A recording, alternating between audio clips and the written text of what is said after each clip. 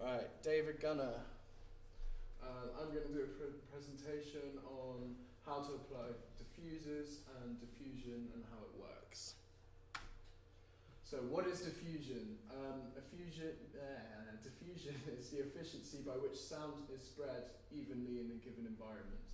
This efficiency is determined by the reverb times of different frequencies and various points within the room.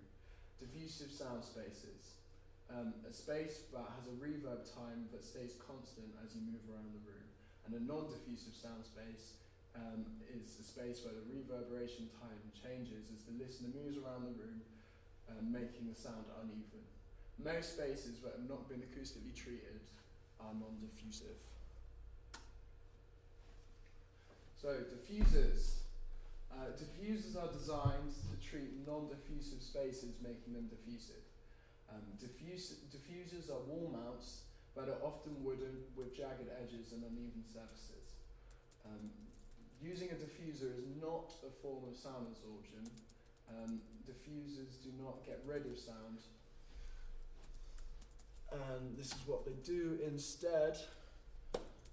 So diffusers treat abnormalities such as echoes and reflections. Before the addition of diffuser, projected sound bounces off the walls at an angle that reflects the angle of incidence. Some frequencies are more effective than others, causing them to be more prominent in the room, therefore reflecting the reverberation time for longer. The reflections and the reverberation times will be longer.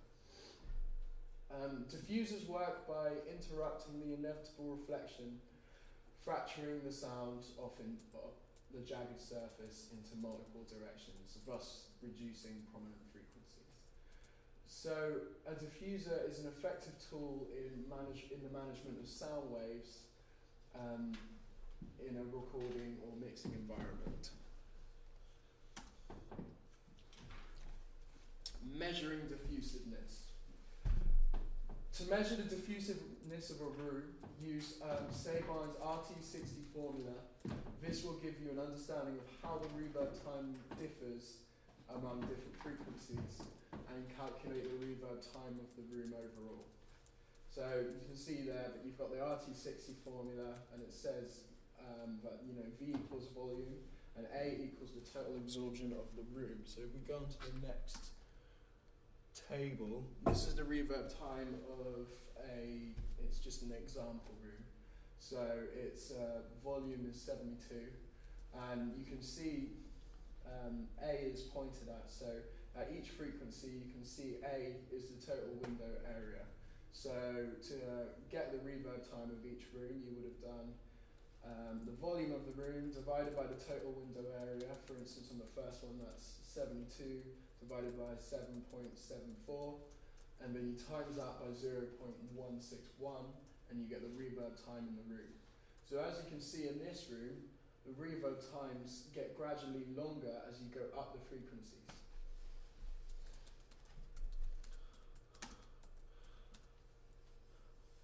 Maximum length sequence diffusers, MLS. Right, these diffusers are made with strips of material with two different depths. They're really commonly metal, but they can be wood as well.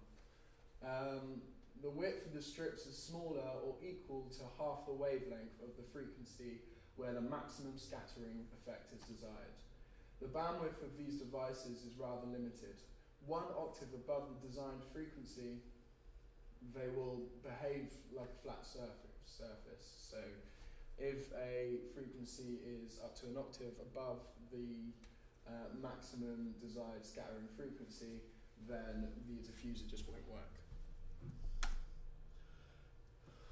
So as you can see, this is the same table as before. I've highlighted the frequency where the maximum scattering effect is desired, which is the highest frequency at 4 kilohertz.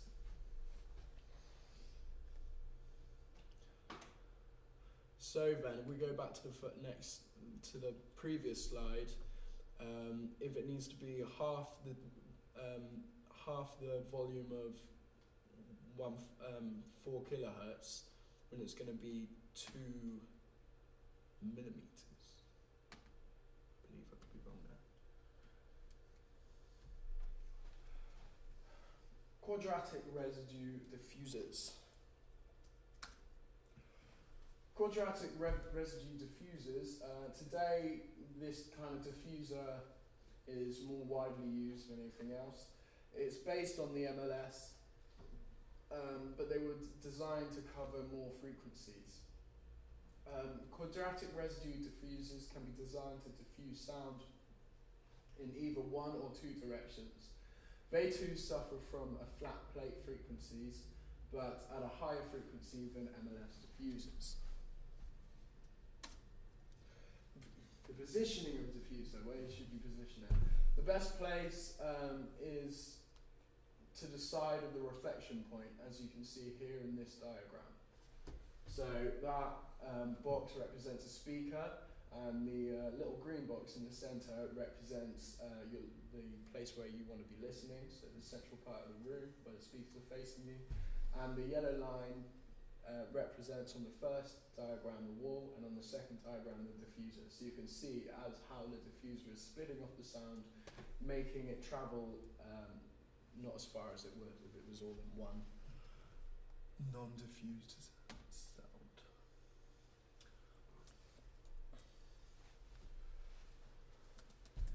To the rear can also be a good area of diffusion.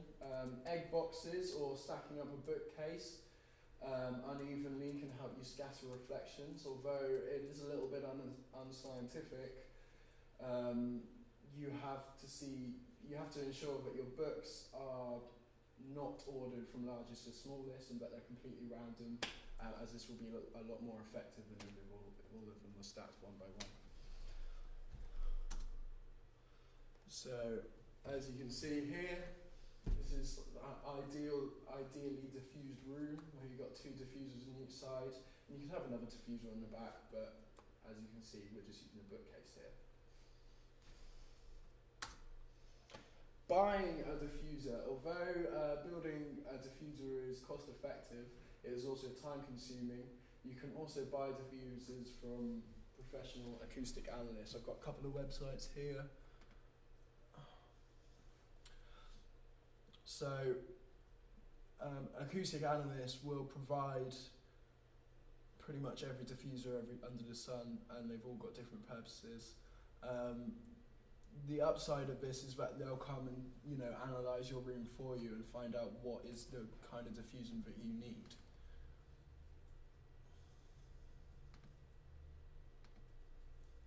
Building a diffuser. To make your own diffuser, you can build a cheap and easy one, however it is time consuming. Now I've got a little video here about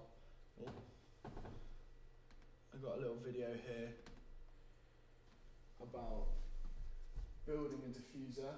It's actually really quite simple. Move forward a little bit.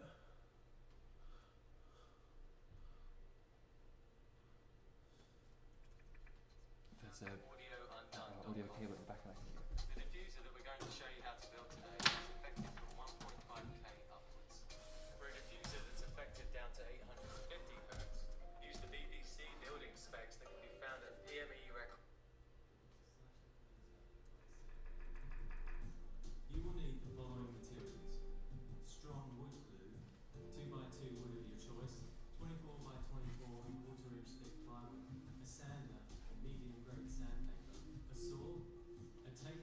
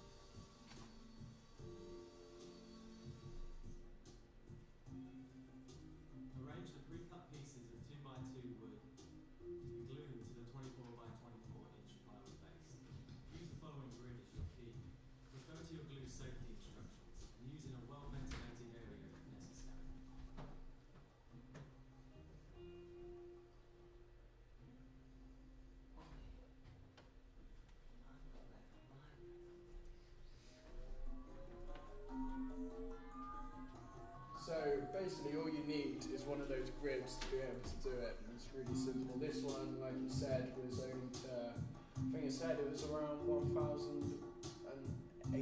or something like that, but you can build ones which will go to much lower frequencies and better Allow the glue diffuse to the dry room. for at least 8 hours. Then place the diffuser upside down and attach all hanging hardware. After the glue dries, you may want to finish your diffuser with stain or paint. The completed project will be from 20 to 25 pounds. Surmount it carefully with appropriate hardware for your walls. Congratulations! With your diffuser mounted, you are well on your way to an acoustically treated mixing environment. So there we are. That is how you build a diffuser. And Finn, thank you very much.